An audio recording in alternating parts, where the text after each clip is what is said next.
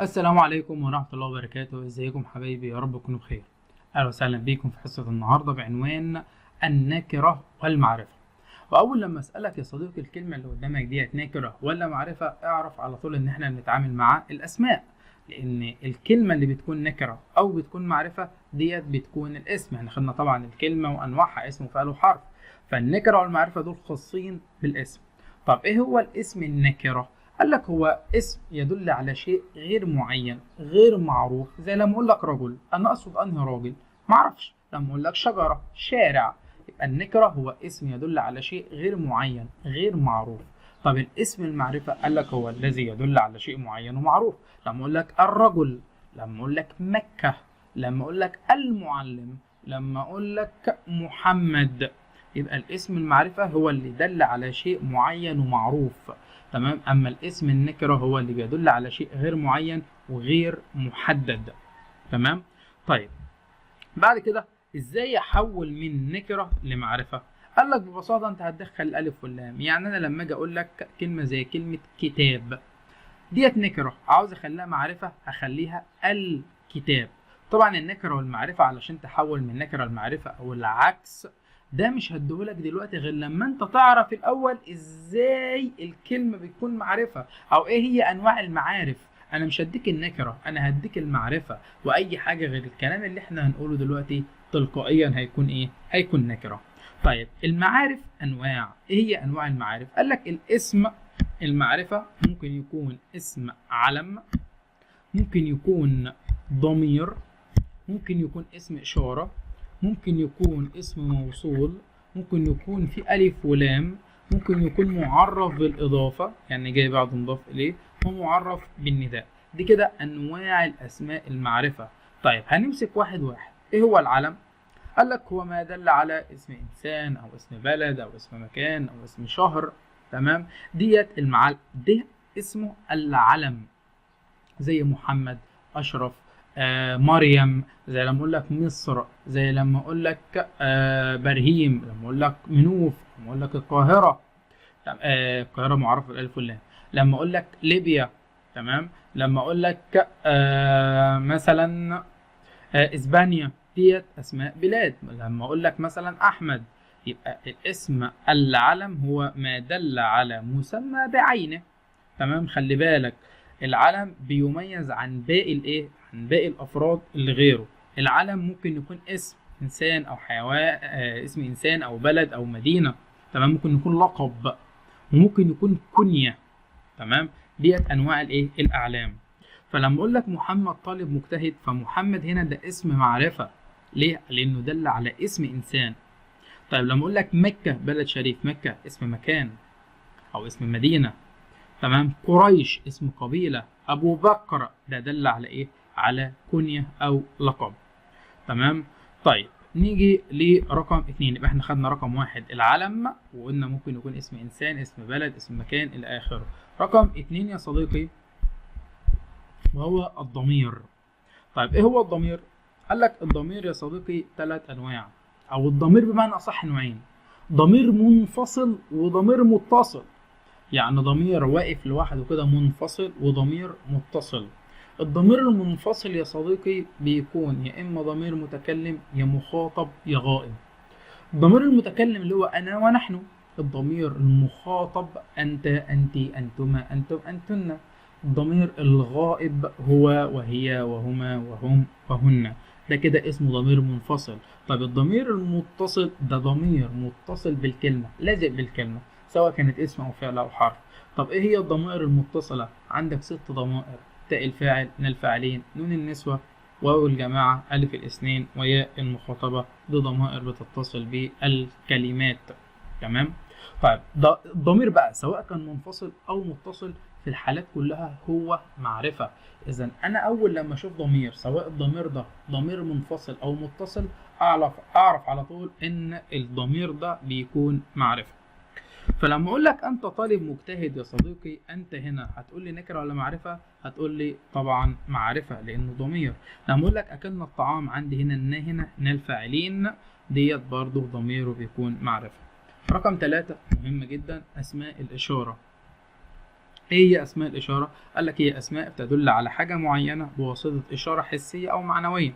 طب ايه هي اسماء الاشاره؟ عندك هذا، هذه، هذان، هاتان، هؤلاء، وذلك، واولئك، وتلك. هذا تدل على المفرد المذكر، هذه تدل على المفرد المؤنث، هذان تدل على المثنى المذكر، هاتان تدل على المثنى برضه بس المثنى المؤنث، وهؤلاء تدل على الجمع. خلي بالك علشان هذه بتيجي للمفرد المؤنث وبتيجي الجمع غير العاقل، خدناها في جمع المؤنث السالم. طب عندي ذلك وتلك واولئك دول بيجوا للبعيد، اسماء اشاره للبعيد، ذلك للمفرد المذكر البعيد، تلك للمفرد المؤنث البعيد، اولئك للجمع بانواعه وبرضه البعيد. فلما اجي اقول لك يا صديقي هذا طالب مجتهد، هذا هنا ده اسم اشاره، اذا ده نكره ولا معرفه؟ هتقول لي معرفه. طب ايه اللي عرفك انه معرفه؟ اقول له انه اسم اشاره. ذلك من فضل الله، ذلك هنا اسم اشاره، نكره ولا معرفه؟ اقول له معرفه. رقم 4 يا صديقي الاسماء الموصوله. طيب الاسماء الموصوله ايه هي الاسماء الموصوله؟ عندك الذي والتي واللذان واللتان والذين واللائي واللاتي ومن وما. دي كده اسمها الاسماء الموصوله، والاسماء الموصوله جميعها معرفه. طيب اسماء الموصوله قلنا الذي وده بيكون للمفرد المذكر، جاء الطالب الذي. طيب التي للمفرد المؤنث، جاءت الطالبه التي. طيب اللذان للمثنى المذكر، جاء الطالبان اللذان. اللتان للمثنى المؤنث، جاءت الطالبتان اللتان. طيب الذين الجمع، جاء الطلاب الذين. طب اللائي واللاتي برضو للجمع المؤنث، خلي بالك ان الذين للجمع المذكر، اللاتي واللائي للجمع المؤنث، الطالبات اللائي او الطالبات اللاتي. ومن وما، من دي اسم موصول للعاقل، من اسم موصول للعاقل، ما اسم موصول لغير العاقل. يبقى الاسماء الموصوله جميعها نكره ولا معرفه؟ هتقول لي معرفه. يبقى احنا خدنا لحد دلوقتي الاسماء المعرفه، خدنا العلم، خدنا الضمائر، خدنا اسماء الاشاره، خدنا الاسماء الموصوله. رقم 5 يا صديقي المعرف بالالف واللام. اي كلمه تبدا بالف ولام فهي معرفه، اي كلمه تبدا بالف ولام فهي معرفه، اي كلمه فيها الف ولام معرفه، اي كلمه تبدا بالف ولام الكلمه دي معرفه. المسجد، الطالب، المعلم، المعلمه، الطالب، الشاكر، الغفور، الشكور، اي كلمه بدا بالف ولام الكلمه دي بتكون معرفه. رقم 6 المعرف بالاضافه. يعني ايه المعرف بالاضافه؟ انا خدت فوق دلوقتي العلم، خدت اسم الاشاره، اسم موصول، خدت الضمير، خدت اخر حاجه اللي هو المعرف بالالف واللام. كل الكلام ده احنا خليناه معرفه، او كل الكلام ده احنا لسه قايلين عليه دلوقتي ان هو معرفه. طيب ايه بقى المعرف للاضافه؟ قال لك هي كلمه نكره جاي بعدها حاجه من اللي انا لسه واخدهم دول، حاجه من المعارف اللي انا لسه واخدها. فلما هقول طالب، طالب دي نكره، لا فيها الف ولام ولا هي علم ولا اسم اشاره ولا اسم موصول ولا ضمير ولا اي حاجه، معنى كده ان هي نكره. طب انا عاوز اخليها معرفه بالاضافه، يبقى هجيب بعدها حاجه من الحاجات اللي انا لسه واخدها. طالب العلم، جبل عرفات، صلاة الفجر. تمام؟ يبقى ده هنا انا خليت الكلمه معرفه بالاضافه. يعني ايه معرفه بالاضافه؟ يعني هي نكره ولكن جاي بعدها كلمه معرفه. تمام؟ طيب بعد كده لما يجي يقول لك انا عاوز كلمه معرفه، فانت هتدور في القطعه او هتدور في السؤال على حاجه من الحاجات اللي احنا لسه واخدينهم. احنا خدنا 6 حاجات، خدنا العلم، خدنا الاسماء الاشاره، اسماء الموصوله، خدنا الضمائر، المعرف بالالف واللام، والمعرف بالاضافه. يبقى انا لما يجي يطلب مني كلمه معرفه فانا هدور على حاجه من الحاجات دي. طيب لو انا عاوز احول النكره لمعرفه، لو انا جالي كلمه ما فيهاش الف ولام، تلقائيا هتحط فيها الف ولام او هتجيب بعدها حاجه من المعارف اللي احنا حافظينها. طيب لما اجي هنا يقول لي حط او حدد النكره والمعرفه في كل جمله مبينا نوع الاسم المعرفه. يعني انا لما احط خط تحت الكلمه المعرفه انا هطلع نوع الكلمه المعرفه ديت، هل هي علم ولا اسم اشاره ولا ايه بالظبط. فلما اقول لك يحترم الناس الناجحين، فين هنا الاسماء؟ هقول له الناس وهقول له الناجحين. الناس دي كلمه فيها الف ولام، يبقى دي معرفه بالالف واللام. الناجحين فيها الف ولام، معرفه بالالف واللام. خلي بالك ان ما ينفعش اداتين تعريف يشتركوا في نفس الكلمه. تمام؟ رقم 2 العاملات يتقن اعمالهن. عندي العاملات فيها الف ولام، صح، يبقى ده معرفه بالالف واللام. هل في اسماء تانية معرفه؟ هقول لك ايوه، كلمه اعمالهن، لان كلمه اعمالهن هي عباره عن كلمه اعمال اللي هي نكره وضفت لها ضمير. واتفقنا ان الضمائر معرفة، ففي الحالة دي كلمة اعمالهن دي معرفة بالاضافة يا صديقي. طيب لما اجي اقول لك عاد المسافرون يحملون حقائبهم، فين هنا الكلمة المعرفة؟ اقول له المسافرون لان فيها الف ولام. طبعا يحملون دي فعل وعاد دي فعل. عندي كلمة حقائبهم برضو كذلك الامر زي كلمة اعمالهن، هي عبارة عن كلمة حقائب وزودت لها الضمير. للطيور اصوات عذبة، عند الطيور خلي بالك ان اللام حرف جر، اللام الجميلة دي حرف جر، واللام ديت داخلة على ألف ولام، فتلقائي هي بتشيل الألف، فمعنى كده إن الطيور زي ما هي معرفة والألف واللام.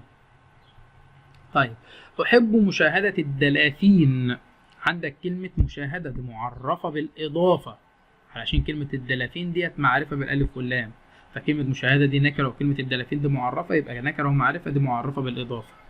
طيب انا الذي، انا دي ضمير ادي معرف عشان الضمير، والذي ده اسم موصول معرف عشان اسم موصول، وعندك كلمة صلاتي معرف بالاضافة علشان فيها ضمير، انت دي معرف علشان ضمير، شجاع ديت نكرة، وكلمة امين ديت نكرة. بدا كده النكرة والمعرفة.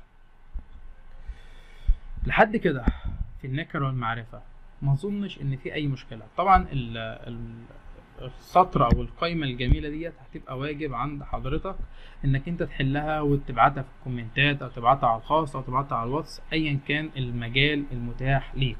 تمام، لحد كده اقدر اقول لك ان احنا خلصنا الحصه. سبحانك اللهم وبحمدك، اشهد ان لا اله الا انت، استغفرك واتوب اليك.